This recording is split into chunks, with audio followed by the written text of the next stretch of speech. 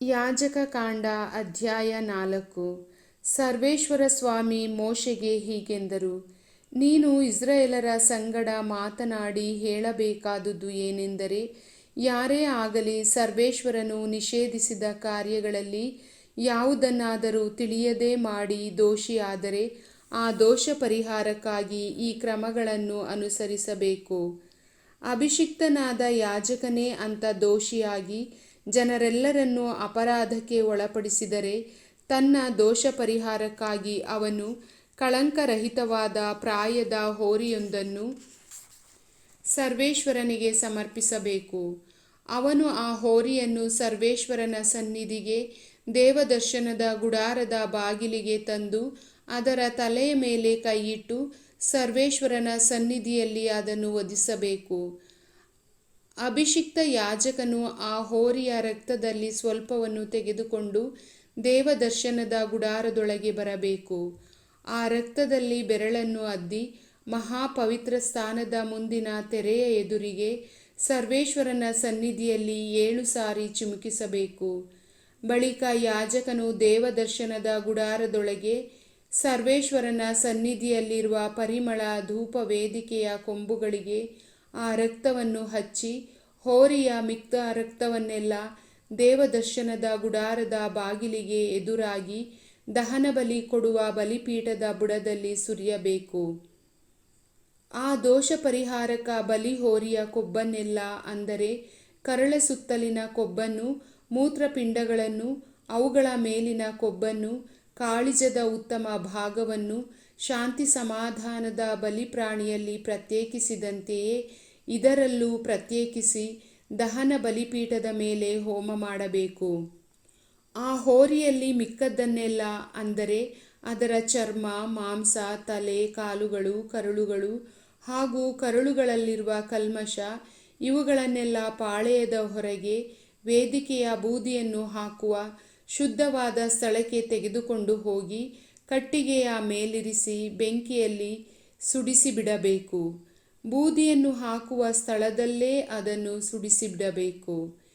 ಇಸ್ರಾಯೇಲರ ಸಮಾಜವೆಲ್ಲ ತಿಳಿಯದೆ ದೋಷಿಗಳಾದರೆ, ಅಂದರೆ ಸರ್ವೇಶ್ವರನು ನಿಷೇಧಿಸಿದ ಕಾರ್ಯಗಳಲ್ಲಿ ಅವರು ಯಾವುದನ್ನಾದರೂ ಮಾಡಿ ದೋಷಕ್ಕೆ ಗುರಿಯಾದರೆ, ಮೊದಲು ತಮಗೂ ಮರೆಯಾಗಿದ್ದ ಆ ದೋಷವು ತಿಳಿದುಬಂದ ನಂತರ ಅದನ್ನು ಪರಿಹರಿಸಿಕೊಳ್ಳುವುದಕ್ಕಾಗಿ ಹೋರಿಯೊಂದನ್ನು ಸಮರ್ಪಿಸಬೇಕು. ಆ ಹೋರಿಯನ್ನು ದೇವದರ್ಶನದ ಗುಡಾರದ ಬಾಗಿಲಿಗೆ ತರಿಸಿದಾಗ ಸಮಾಜದ ಹಿರಿಯರು ಸರ್ವೇಶ್ವರನ ಸನ್ನಿಧಿಯಲ್ಲಿ ಅದರ ತಲೆಯ ಮೇಲೆ ತಮ್ಮ ಕೈಗಳನ್ನಿಡಬೇಕು. ಸರ್ವೇಶ್ವರನ ಸನ್ನಿಧಿಯಲ್ಲಿ ಅದನ್ನು ವಧಿಸಬೇಕು.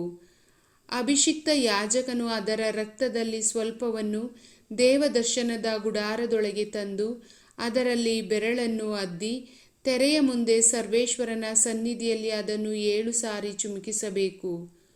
ಆ ರಕ್ತದಲ್ಲಿ ಸ್ವಲ್ಪವನ್ನು ದೇವದರ್ಶನದ ಗುಡಾರದೊಳಗೆ ಸರ್ವೇಶ್ವರನ ಸನ್ನಿಧಿಯಲ್ಲಿರುವ ಧೂಪ ವೇದಿಕೆಯ ಕೊಂಬುಗಳಿಗೆ ಹಚ್ಚಬೇಕು. ಮಿಕ್ಕದ್ದನ್ನೆಲ್ಲ ದೇವದರ್ಶನದ ಗುಡಾರದ ಬಾಗಿಲಿಗೆ ಎದುರಾಗಿರುವ ಬಲಿಪೀಠದ ಬುಡದಲ್ಲಿ ಸುರಿದು ಬಿಡಬೇಕು. ಅಭಿಷಿಕ್ತ ಯಾಜಕನು ದೋಷ ಪರಿಹಾರಕ ಹೋರಿಯ ವಿಷಯದಲ್ಲಿ ಹೇಗೆ ಮಾಡಬೇಕೆಂದು ವಿಧಿಸಲಾಯಿತೋ ಹಾಗೆಯೇ ಇದರ ವಿಷಯದಲ್ಲೂ ಮಾಡಬೇಕು. ಯಾಜಕನು ಅವರಿಗೋಸ್ಕರ ದೋಷ ಪರಿಹಾರ ಮಾಡಿದ ನಂತರ ಅವರಿಗೆ ಕ್ಷಮಾಪಣೆಯಾಗುವುದು. ಆ ಮೊದಲನೆಯ ಹೋರಿಯನ್ನು ಪಾಳೆಯದ ಹೊರಗೆ ತೆಗೆದುಕೊಂಡು ಹೋಗಿ ಸುಡಿಸಿ ಬಿಟ್ಟಂತೆಯೇ ಈ ಹೋರಿಯನ್ನು ಸುಡಿಸಿಬಿಡಬೇಕು. ಇದು ಜನಸಮಾಜದ ದೋಷ ಪರಿಹಾರಕ ಬಲಿ. ಮುಖ್ಯಾಧಿಕಾರಿಯೊಬ್ಬನು ತನ್ನ ದೇವರಾದ ಸರ್ವೇಶ್ವರನು ನಿಷೇಧಿಸಿದ ಕಾರ್ಯಗಳಲ್ಲಿ ಯಾವುದನ್ನಾದರೂ ತಿಳಿಯದೆ ಮಾಡಿ ದೋಷಿಯಾದರೆ, ತನ್ನ ತಪ್ಪು ತನಗೆ ತಿಳಿದು ಬಂದಾಗ ಅವನು ಕಳಂಕರಹಿತವಾದ ಒಂದು ಹೋತವನ್ನು ತಂದು ಸಮರ್ಪಿಸಬೇಕು. ಅವನು ಆ ಹೋತದ ತಲೆಯ ಮೇಲೆ ಕೈಯಿಟ್ಟು ಸರ್ವೇಶ್ವರನ ಸನ್ನಿಧಿಯಲ್ಲಿ ದಹನ ಬಲಿ ಪ್ರಾಣಿಗಳನ್ನು ವಧಿಸುವ ಸ್ಥಳದಲ್ಲೇ ಅದನ್ನು ವಧಿಸಬೇಕು. ಅದು ದೋಷ ಪರಿಹಾರಕ ಬಲಿ. ಯಾಜಕನು ಆ ಪ್ರಾಣಿಯ ರಕ್ತದಲ್ಲಿ ಸ್ವಲ್ಪವನ್ನು ಬೆರಳಿನಿಂದ ತೆಗೆದುಕೊಂಡು ಬಲಿಪೀಠದ ಕೊಂಬುಗಳಿಗೆ ಹಚ್ಚಿ ಮಿಕ್ಕ ರಕ್ತವನ್ನು ಬಲಿಪೀಠದ ಬುಡದಲ್ಲಿ ಸುರಿದು ಬಿಡಬೇಕು. ಶಾಂತಿ ಸಮಾಧಾನದ ಬಲಿಪ್ರಾಣಿಯ ಕೊಬ್ಬನ್ನು ಅವನು ಹೋಮ ಮಾಡುವ ಪ್ರಕಾರವೇ ಇದರ ಎಲ್ಲ ಕೊಬ್ಬನ್ನು ಹೋಮ ಮಾಡಬೇಕು.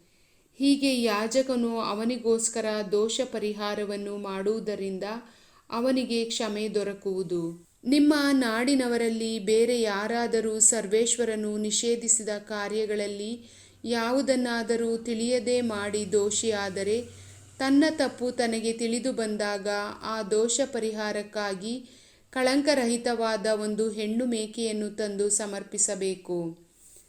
ಅವನು ಅದರ ತಲೆಯ ಮೇಲೆ ಕೈಯಿಟ್ಟು ನಂತರ ದಹನ ಬಲಿ ಪ್ರಾಣಿಗಳನ್ನು ವಧಿಸುವ ಸ್ಥಳದಲ್ಲೇ ಅದನ್ನು ವಧಿಸಬೇಕು. ಯಾಜಕನು ಅದರ ರಕ್ತದಲ್ಲಿ ಸ್ವಲ್ಪವನ್ನು ಬೆರಳಿನಿಂದ ತೆಗೆದುಕೊಂಡು ಬಲಿಪೀಠದ ಕೊಂಬುಗಳಿಗೆ ಹಚ್ಚಿ ಮಿಕ್ಕ ರಕ್ತವನ್ನೆಲ್ಲ ಬಲಿಪೀಠದ ಬುಡದಲ್ಲಿ ಸುರಿದು ಬಿಡಲಿ. ಶಾಂತಿ ಸಮಾಧಾನದ ಬಲಿ ಪ್ರಾಣಿಗಳ ಕೊಬ್ಬನ್ನು ಪ್ರತ್ಯೇಕಿಸುವ ಪ್ರಕಾರ ಯಾಜಕನು ಇದರ ಎಲ್ಲ ಕೊಬ್ಬನ್ನು ಪ್ರತ್ಯೇಕಿಸಿ ಸರ್ವೇಶ್ವರನಿಗೆ ಸುವಾಸನೆಯನ್ನುಂಟು ಮಾಡಲು ಬಲಿಪೀಠದ ಮೇಲೆ ಹೋಮ ಮಾಡಲಿ. ಹೀಗೆ ಯಾಜಕನು ಅವನಿಗೋಸ್ಕರ ದೋಷ ಪರಿಹಾರ ಮಾಡುವುದರಿಂದ ಅವನಿಗೆ ಕ್ಷಮೆ ದೊರಕುವುದು. ಅವನು ತನ್ನ ದೋಷ ಪರಿಹಾರಾರ್ಥವಾಗಿ ತರುವ ಒಂದು ಕುರಿಯಾದರೆ ಅದು ಕಳಂಕರಹಿತವಾದ ಹೆಣ್ಣಾಗಿರಬೇಕು.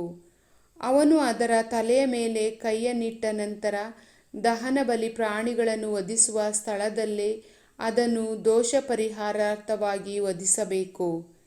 ಯಾಜಕನು ಅದರ ರಕ್ತದಲ್ಲಿ ಸ್ವಲ್ಪವನ್ನು ಬೆರಳಿನಿಂದ ತೆಗೆದುಕೊಂಡು ಬಲಿಪೀಠದ ಕೊಂಬುಗಳಿಗೆ ಹಚ್ಚಿ ಮಿಕ್ಕ ರಕ್ತವನ್ನೆಲ್ಲ ಬಲಿಪೀಠದ ಬುಡದಲ್ಲಿ ಸುರಿದು ಬಿಡಲಿ. ಶಾಂತಿ ಸಮಾಧಾನದ ಬಲಿ ಪ್ರಾಣಿಗಳ ಕೊಬ್ಬನ್ನು ಪ್ರತ್ಯೇಕಿಸುವ ಪ್ರಕಾರ ಯಾಜಕನು ಇದರ ಎಲ್ಲ ಕೊಬ್ಬನ್ನು ಪ್ರತ್ಯೇಕಿಸಿ ಬಲಿಪೀಠದಲ್ಲಿ ಹುರಿಯುವ ಹೋಮ ದ್ರವ್ಯಗಳ ಮೇಲೆ ಸರ್ವೇಶ್ವರನಿಗೆ ಹೋಮ ಮಾಡಲಿ. ಶಾಂತಿ ಸಮಾಧಾನದ ಬಲಿ ಪ್ರಾಣಿಗಳ ಕೊಬ್ಬನ್ನು ಪ್ರತ್ಯೇಕಿಸುವ ಪ್ರಕಾರ ಯಾಜಕನು ಇದರ ಎಲ್ಲ ಕೊಬ್ಬನ್ನು ಪ್ರತ್ಯೇಕಿಸಿ ಬಲಿಪೀಠದಲ್ಲಿ ಹುರಿಯುವ ಹೋಮ ದ್ರವ್ಯಗಳ ಮೇಲೆ ಸರ್ವೇಶ್ವರನಿಗೆ ಹೋಮ ಮಾಡಲಿ. ಅವನ ತಪ್ಪಿನ ನಿಮಿತ್ತ ಯಾಜಕನು ಹೀಗೆ ಅವನಿಗೋಸ್ಕರ ದೋಷ ಪರಿಹಾರ ಮಾಡುವುದಕ್ಕಾಗಿ ಅವನಿಗೆ ಕ್ಷಮೆ ದೊರಕುವುದು. ಪ್ರಭುವಿನ ವಾಕ್ಯ.